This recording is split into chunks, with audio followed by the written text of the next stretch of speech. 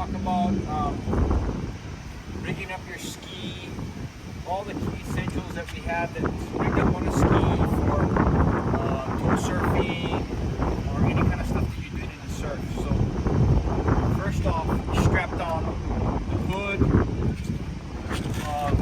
seats, they're strapped down, and the reason why they're strapped down is so that if you did lose a ski in the surf or it rolled, that the seats wouldn't come off, the hood wouldn't come off, and that's happened by experience. Before we started putting straps on the seats and the hood, we've lost many skis in the surf, and they flooded with water and the seats came off. So that's why that's there. It's to minimize that from happening. If you notice, we have padding on the gunnels and rails, and the reason for that is two things. Is sometimes guys put their toe boards in here, and it's to protect the boards, but more importantly, it gives you grip when you're walking around your ski, and just added protection, added grip. Real important component right here is a quick release. So what we have is a quick release that goes here. So if we're towing, your tow rope would go through this quick release, but it has to be metal to metal, so that if I had to, for some reason, quickly release the tow rope, then it'd come right off. But if you connect this rope to metal, when it opens, it's gonna get stuck like that, okay? So you have to make sure that you open it, that you clip it on metal to metal. Okay, so the other thing is, right here is a rescue ring. This has come in very handy over the years. I actually developed this about maybe 15, 20 years ago. And today the guys are all using it out at Piahi, otherwise known as Jaws. But they're using this rescue ring because there's so much water moving, so much boil, and when you come in for a rescue, it veers you off to the left or to the right. This gives you a much bigger radius to come in and make a rescue. Just like this, and the person ends up right on the sled like this. But the thing is, you want to be sure that you measure this. Wherever you attach it, make sure it's measured. So if it's too far back, if it's back here, the person isn't going to be able to get onto the sled. So if you notice, it's just in the middle of the upper 1/3, the lower upper 1/3 of the sled is where you want this to end up, so that the person would actually end up rolling on right here. Okay? So, okay. Locking carabiners for your sled. Make sure they're locked so they can't open. You see a lot of guys break stuff because they just have a open and closed carabiner and not a locking carabiner. The other thing is we have bungee cords that are strapped to the sled. This comes in really handy for a spare foiling board, another tow board, but just gives you more ability to strap stuff down. And so play with that. Make sure you look at how you want to set up your ski. We have a custom-made foil board strap, which Todd Bradley made, so that he can strap his foil board, the mast, with the board running in the gunnel upwards, which is really handy. It's nice when stuff is strapped down. As you know, those foils are sharp, the wings are sharp, so, and you don't want to damage them, more importantly. So that's why that's good that this is here. You can strap it down.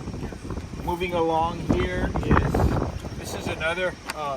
This is to strap his board once his board is loaded in here with his foil mast here.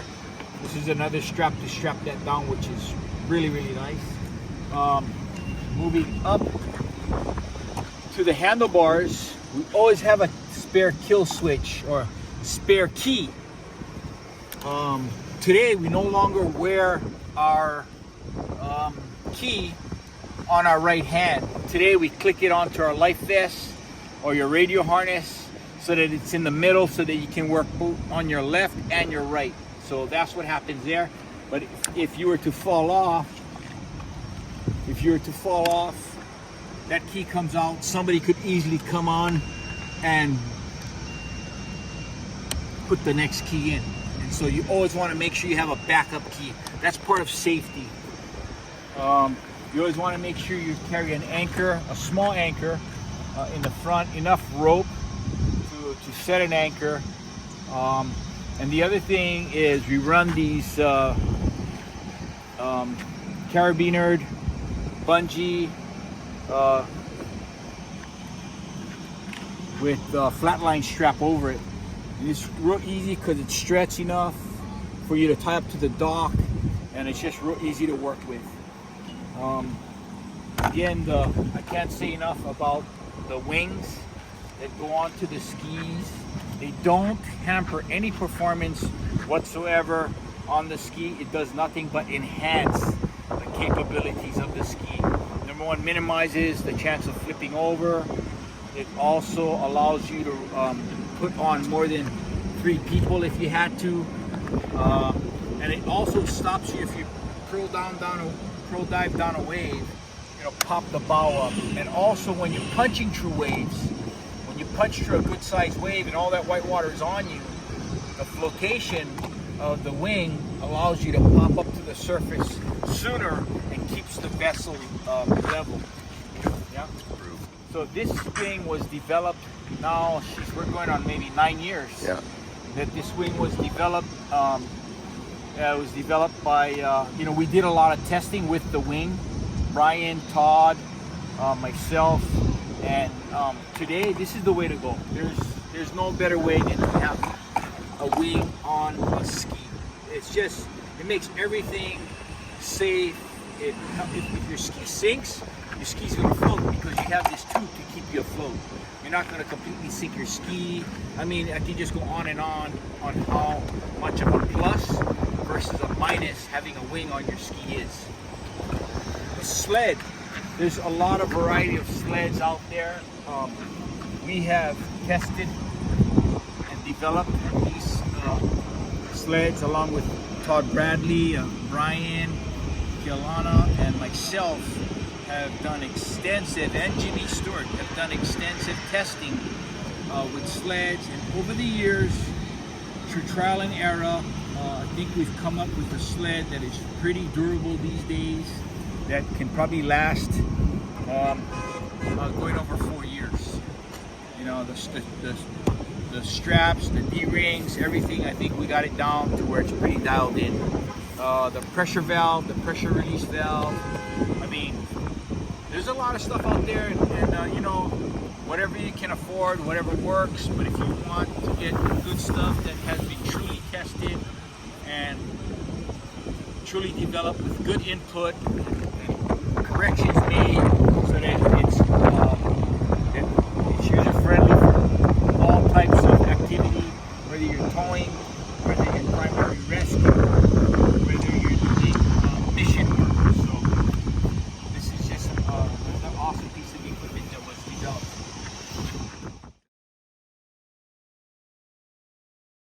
This is a hot water hose that's hooked up to the radiator. You get cold, your partner or you can put that in your top up here. The cockpit here. In this case, I'm running a VHF radio that is tied on here to my partners, so we can always communicate each other if we need to. When we run the main lander, we always want to run it on our right hand, okay? And the reason we do that is because all our pickups are with their left hand, and whatever we do is usually on the left side, okay? The other way that we like to do it is we have a carabiner that we hook up to our vest, or you can hook it to right to your arm right there, your arm pocket, and that'll give you more freedom, okay? Without pulling it out with your hand if you're trying to do some maneuvers, okay? We like to run the rope through the handle. It also keeps it a little higher up here than lower, which makes it stay away from the impeller more.